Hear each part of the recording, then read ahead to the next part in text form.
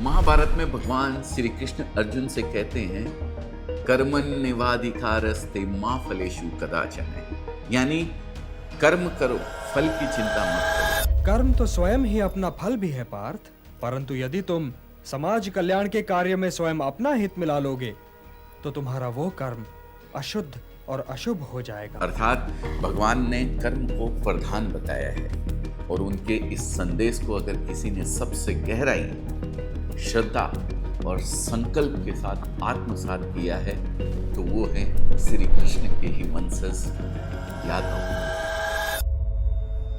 नमस्कार दोस्तों, मैं अजय अजमेरा फैशन सूरत से एक बार फिर से आप सभी का स्वागत करता हूं आपके अपने social media platform Ajmera fashion. दोस्तों, आज हम बात करेंगे एक ऐसे समुदाय की जिसकी रगों में वीरता बहती है, जिसकी आत्मा में कृष्ण का तेज है और जिसकी विरासत में भारत की महान संस्कृति का गौरव छिपा है। हम बात करेंगे यादव समाज की, एक ऐसा समुदाय जिसने भारत के इतिहास, संस्कृति और विकास में अतुल्य योगदान दिया है। दोस्तों, यादव वंश के उत्पत्ति की कहानी बड़ी रोचक है और आपको इसे जरूर जानना चाहिए। राजा यताति एक महान चंद्रवंशी सम्राट थे। उनके 5 पुत्र थे, यदु, द्रुहयु, तुर्वसु, आनव और सबसे छोटे पुत्र थे पुरु। सबसे बड़ा होने के कारण यदु ययाति के उत्तराधिकारी थे, लेकिन उन्हें पिताजी ने अपना साम्राज्य देने की बजाय एक श्राप दे दिया। श्राप दिया कि तुम और तुम्हारे वंशज मेरे वंश का हिस्सा नहीं माने जाओगे और ना ही मेरे साम्राज्य की उत्तराधिकारी में शामिल होगे। तो सवाल उठता है कि ऐसा श्राप क्यों दिया? दोस्तों, सम्राट यताति ने अपनी पत्नी देवयानी को धोखा देते हुए एक दासी से संबंध बनाकर संतान उत्पन्न की। देवयानी के लिए यह एक असहनीय पीड़ा थी और उनका दुख उनके पिता शुक्राचार्य के लिए बहुत ही कष्टकारी। इसलिए क्रोध में शुक्राचार्य ने यताति से कहा, तू तुरंत अपनी युवावस्था खो देगा और वृद्ध और निर्बल हो जाएगा।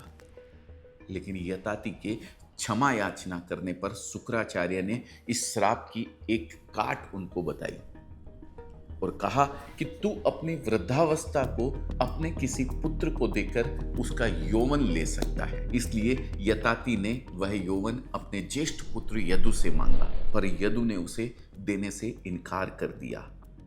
हालांकि सबसे छोटा पुत्र पुरु इसके लिए तैयार हो गया था। इसके बाद यताति ने यदु को अपने वंश से अलग करके श्राप दे दिया। यदु राजसी उत्तराधिकारी से बाहर तो हुए, लेकिन उन्होंने अपनी सत्ता, संस्कृति और पहचान को और भी शक्तिशाली बनाया। उन्होंने इस श्राप को शौर्य, सम्मान और आत्मबल में बदल दिया।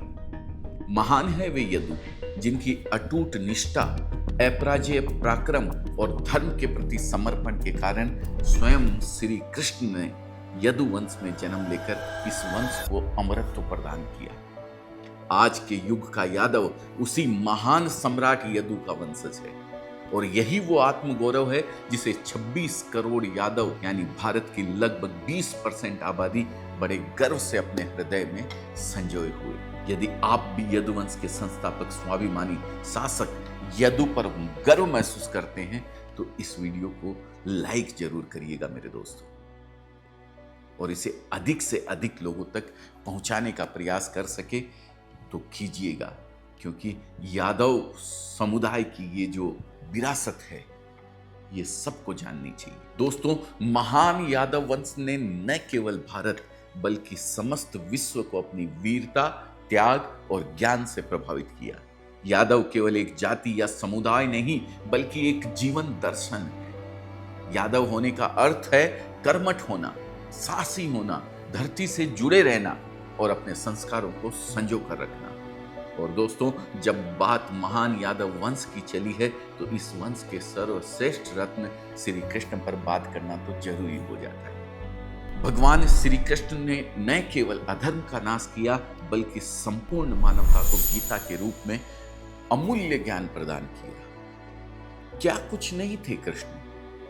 एक अद्वितीय नायक, एक प्रेमी, एक सखा, एक नीतिज्ञ सम्राट, एक अजय योद्धा, एक कालजयी रणनीतिकार और इन सब से बढ़कर हम सबके प्रिय नटखट बाल गोपाल। यादव वंश के आदि पुरुष यदु से लेकर श्री कृष्ण तक, स्वतंत्रता संग्राम के क्रांतिकारियों से लेकर आज के आधुनिक भारत के कर्मठी यादवों तक यह वंश धर्म, न्याय और सत्य के लिए लड़ता रहा।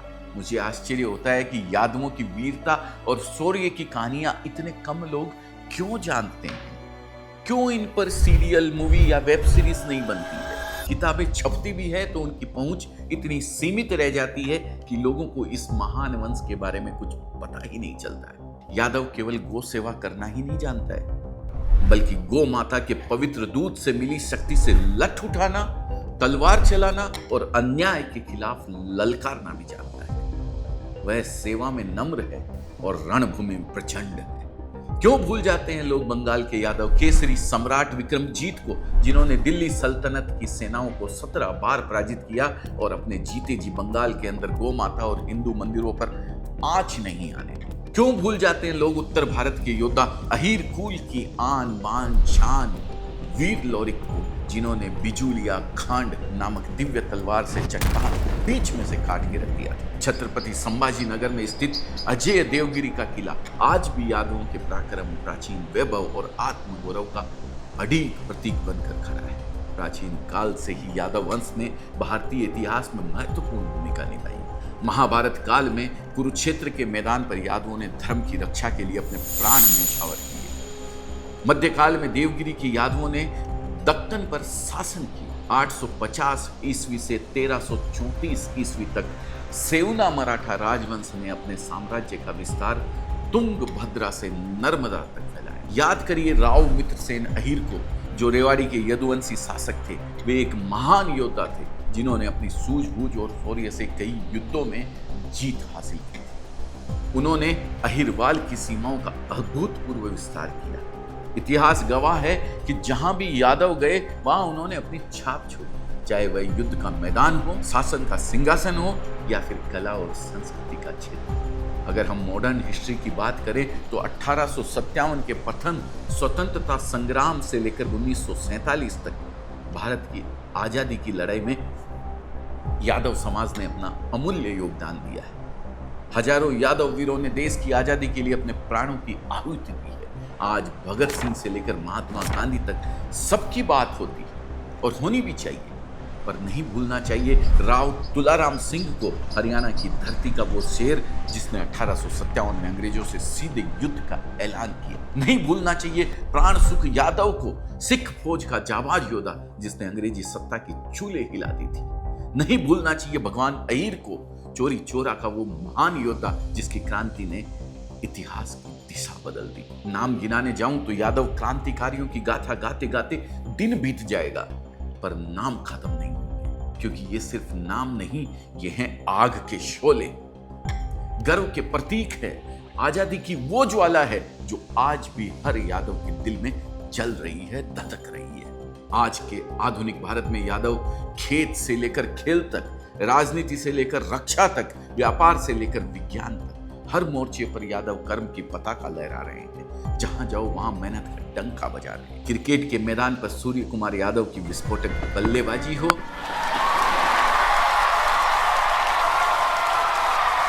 या फिर कुलदीप यादव की चतुराई भरी गेंद। He's trapped in front and the finger goes up. Kuldeep doing what he does best. यादवों ने भारतीय क्रिकेट को नई ऊंचाइयों तक पहुंचाया है।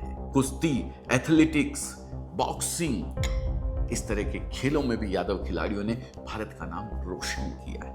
शायद आपको जानकर आश्चर्य होगा कि स्वतंत्र भारत के पहले एथलीट जिन्होंने ओलंपिक में व्यक्तिगत पदक जीता था वो भी एक यादव थे। नाम था केडी जादव, जो एक फ्री स्टाइल पहलवान थे।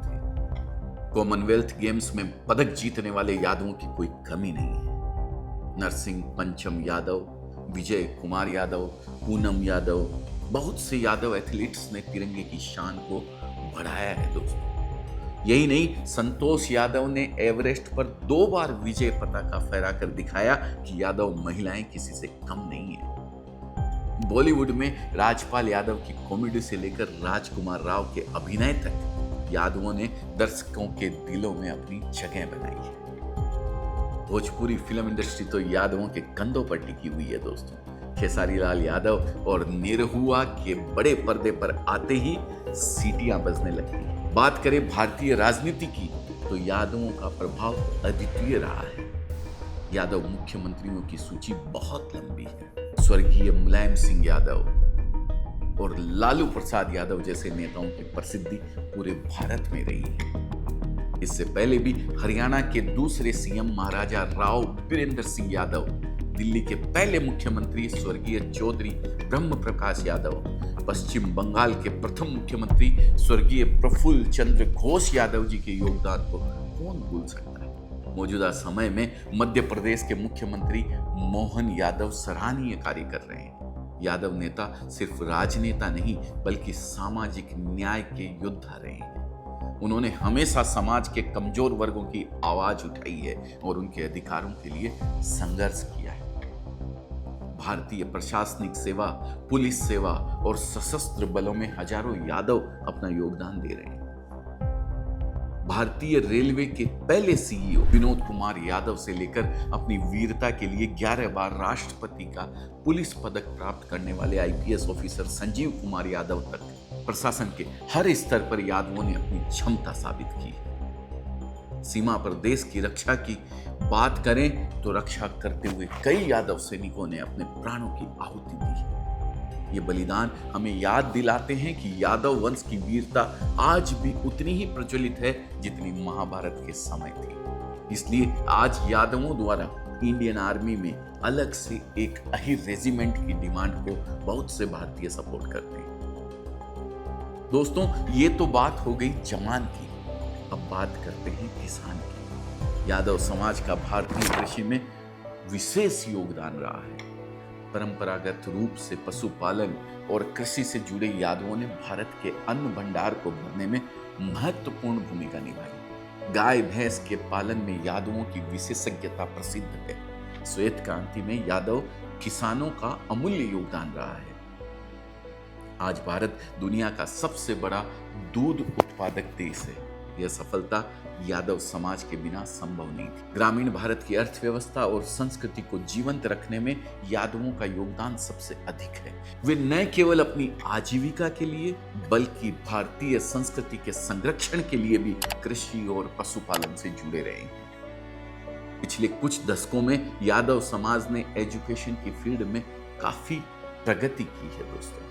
आज युवा यादव डॉक्टर, इंजीनियर, वैज्ञानिक, प्रोफेसर और बिजनेसमैन बन रहे हैं। डिजिटल युग में यादव एंटरप्रेन्योर नए स्टार्टअप शुरू कर रहे हैं। यादव इंजीनियर नई टेक्नोलॉजी डेवलप कर रहे हैं। यादव वैज्ञानिक नए रिसर्च कर रहे हैं। अजमेरा फैशन की बात करूं तो हमारे साथ पूरे भारत से हजारों यादव व्यापारी जुड़े हुए हैं जो कपड़ों के बिजनेस में काफी अच्छा काम कर रहे हैं।